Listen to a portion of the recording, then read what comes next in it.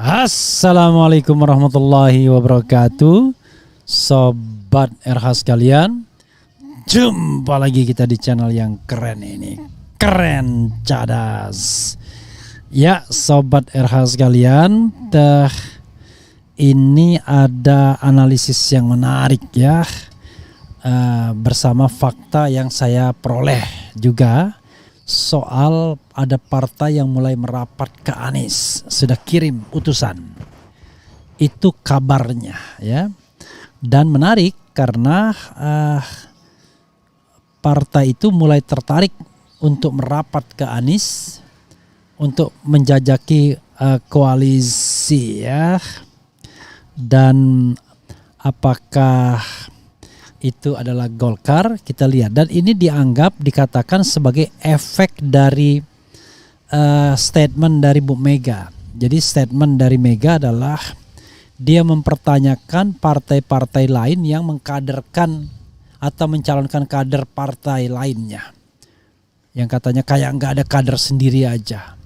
Dia tanya kepada Hasto, sang sekjen, "Tok, apa sudah berubah nih aturannya?" Jadi gara-gara itu kemudian KIB dianggap ciut nyalinya dan secara teknis sudah bubar. Karena KIB justru koalisi yang disebut-sebut ingin bajak kader orang lain.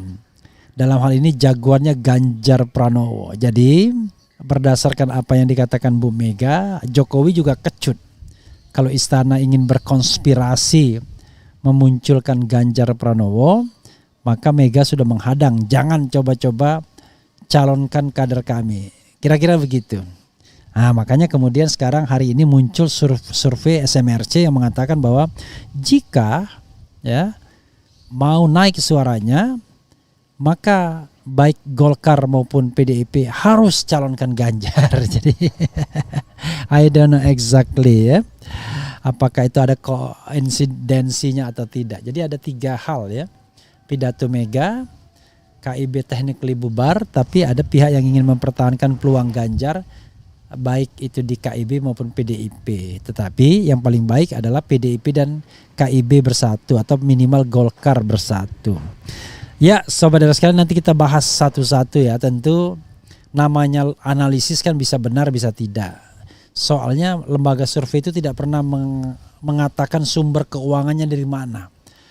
Apakah mereka tim kampanye atau bukan, itu nggak jelas. Sehingga kita hanya bisa menduga-duga berdasarkan apa yang mereka umumkan dan mereka analisis.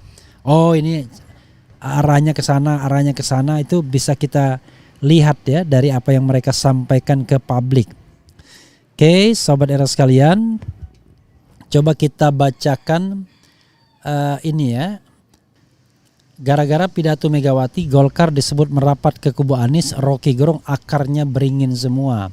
Fajar.co.id. Pengamat politik sekaligus akademisi Rocky Gerung menyoroti perkembangan terkini koalisi Partai Istana, khususnya koalisi Indonesia Bersatu KIB menuju Pilpres 2024. Menurut Rocky, KIB yang merupakan salah satu poros koalisi Istana pada dasarnya sudah berantakan semenjak pidato Megawati Soekarno Putri di acara HUT PDIP ke-50. Menurut Rocky, pidato Megawati menyudutkan Jokowi yang disinyalir ngotot ingin Ganjar Pranowo maju sebagai capres dari PDIP. KIB sebenarnya sudah berantakan setelah Ibu Mega katakan no pada Ganjar. Mereka ini sudah bubar sebenarnya, jelas Rocky melalui kanal YouTube Rocky Gerung Official yang juga bersama Her Subeno Arif dari Forum News Network FNN. Dikutip kami, sinyal kurang harmonis di kalangan Partai Istana menurut Rocky bisa jadi momen Golkar yang merupakan partai terbesar di antara P3 dan PAN dalam koalisi untuk minggat dari KIB. Jika situasi tersebut benar terjadi, menurut Rocky, Golkar sangat cocok bergabung ke kubu pengusung Anies Baswedan bersama Nasdem, PKS, dan Demokrat. Kita tahu secara ideologis Golkar, Demokrat, dan Nasdem kan sama akarnya beringin semua. Jadi tinggal bikin koalisi mantan beringin plus PKS, karena dulu kan yang namanya ABRI itu juga beringin ya. Jadi dianggap ABRI kader Golkar. Jadi selesai itu, paling tidak di publik terlihat sudah secara mental Golkar punya kepercayaan diri bersama Nasdem, Demokrat, dan PKS yang partai Islam, ungkapnya. Menurut Rocky, kombinasi antara Nasdem, Demokrat, Golkar yang punya nilai teknokratis sangat tepat berpadu dengan PKS yang berlandaskan nilai etik keadilan. Kombinasi yang bagus juga, kekaryaan itu ada di Nasdem, Golkar, Demokrat. Inti pembangunan secara teknokratik. Lalu ada politik yang sifatnya etis dan moral, ada di PKS yang selalu menuntut keadilan. Sudah pas ini koalisi teknokrat dan politik keadilan jelasnya. Ya, Sobat Era sekalian, itu tadi dari pengamatan Rocky Gerung ya. Jadi ada partai yang merapat. Ya, mungkin saja yang merapat itu adalah Partai Golkar.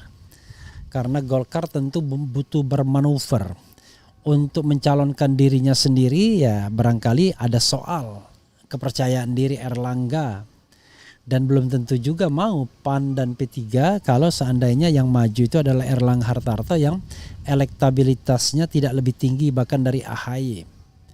Tapi kalau dia nempel ke Anies, ya Anies Erlangga, dan ada endorsement lagi dari istana misalnya, ada sebuah peta politik baru, itu ada harapan baru. Tapi saya tidak tahu bagaimana Sobat Era melihatnya. Ya itulah politik kita ya. Politik kita dinamis. Tadi awalnya kita berpikir hanya Anies AHY dan tidak ada pilihan lain, tapi ternyata bisa terbongkar itu koalisi. Demokrat bisa bilang ngotot benar-benar ingin mencalonkan AHY, bisa terjengkang dia digantikan Golkar dengan tokohnya Erlangga Hartarto. Maka Erlangga yang menjadi wakil presiden Anies. Ya, dengan jaringan, dengan modal dan lain sebagainya, maka peluang untuk menang itu terbuka lebar. Sementara Demokrat take it or leave it. Kalau tetap ngotot sebagai wapres, maka dia harus cari gandengan baru. Kita tidak tahu kalau seandainya KIB bubar, apakah masih ada skenario Ganjar didukung oleh koalisi istana. Ini makin menarik ya. Makin menarik dan makin membagongkan. Jadi sengaja kita bikin bingung karena tidak ada yang pasti dalam politik. Tiba-tiba pada hari terakhir kita lihat ternyata yang jadi calon itu hal-hal yang tidak terduga semuanya. Jadi for the time being bisa jadi konstelasinya berubah-ubah. Misal ya, konstelasi terbarunya itu adalah tadi tiba-tiba berpasanganlah Anies dengan Erlangga Hartarto dengan dukungan Nasdem, PKS dan Golkar. Oke. Kemudian melawan Prabowo berhadapan dengan Puan Maharani misalnya, Prabowo Puan Maharani.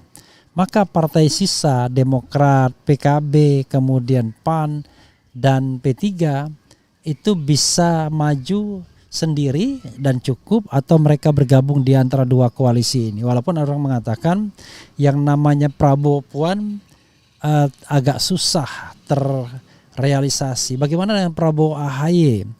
Ya menarik, walaupun dua-duanya berlatar belakang militer, tidak menguntungkan. Tapi jangan lupa ada endorsement dari partai lain yang bisa juga dipakai oleh Gerindra. Karena Gerindra 78 kursi, untuk menjadi 115 dia hanya membutuhkan 28 kursi lagi, dan itu mudah didapatkan. Cukup oleh PAN bisa. Jadi kalau misalnya Prabowo dengan PAN, tiba-tiba PKB dengan Demokrat plus P3, maka akan ada 3 calon juga. Ya, ada 3 calon, tetap 3 calon. Jadi kita lihat justru yang aman adalah koalisinya Anies Baswedan. Allahu Akbar ya. Tapi ini juga yang menjelaskan kenapa survei SMRC tiba-tiba muncul dengan informasi terbaru adalah kalau Golkar dan PDIP mau naik suaranya secara signifikan, maka mantranya adalah calonkanlah Ganjar. Apa iya ya? Mencalonkan Ganjar itu akan menaikkan suara Golkar. This is the question. Bukannya yang akan memetik keuntungan justru cuma PDIP saja karena Ganjar adalah kader PDIP. This is the question. Mana yang lebih untung? Golkar masuk ke Anies atau masuk ke Ganjar? Kalau kita bicara efek elektoralnya ya. Karena Anies orang non partai, sementara Ganjar adalah orang partai. Masa orang partai kemudian memilih Golkar ketika mencalonkan Ganjar? Atau pemilih memilih Golkar ketika mencalonkan Ganjar, bukannya mereka lebih suka dengan PDIP. Ya, this is the question ya. Banyak hal yang bisa kita utak-atik dalam konteks ini. Ya, sahabat sekalian, itu saja. Wassalamualaikum warahmatullahi wabarakatuh. Ciao.